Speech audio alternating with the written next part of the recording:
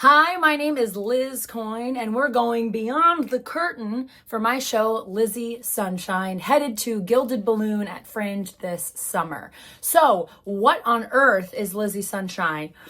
What isn't she, really? No, just kidding. This show is a farce. Everything goes wrong.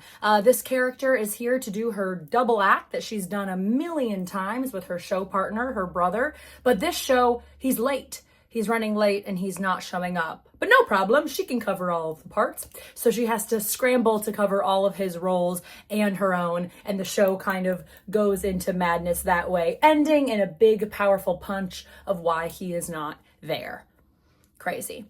The inspiration for this show is just my own true life. My older brother has struggled with addiction for 20 years now, which is a long time to be on the roller coaster ride of addiction. I was inspired to write this because we see a lot of shows, hear a lot of things about people who suffer from addiction, but you don't hear a lot about how that affects the family system or the loved ones. I like to call it like the support shrapnel. So being the little sister of addiction my whole life really turned me into a cheerleader. You know, my parents were always like, it's gonna be okay.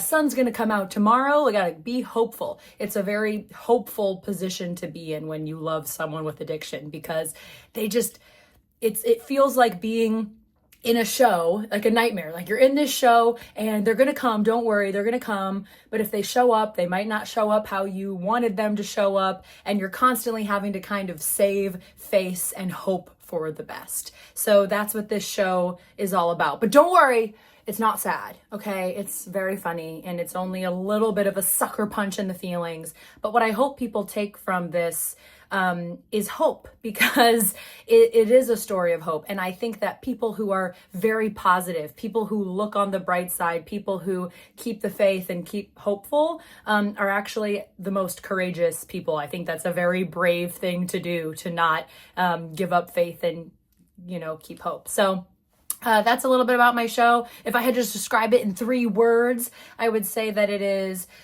positive, chaotic, and relatable, probably. I don't know if that's lame.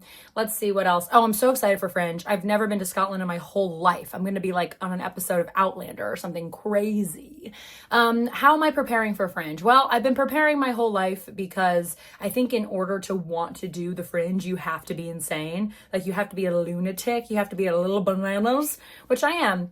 And mentally, I'm just listening to Eye of the Tiger, and physically, I've done like 5 push-ups. So I think I'm ready to go. See you there.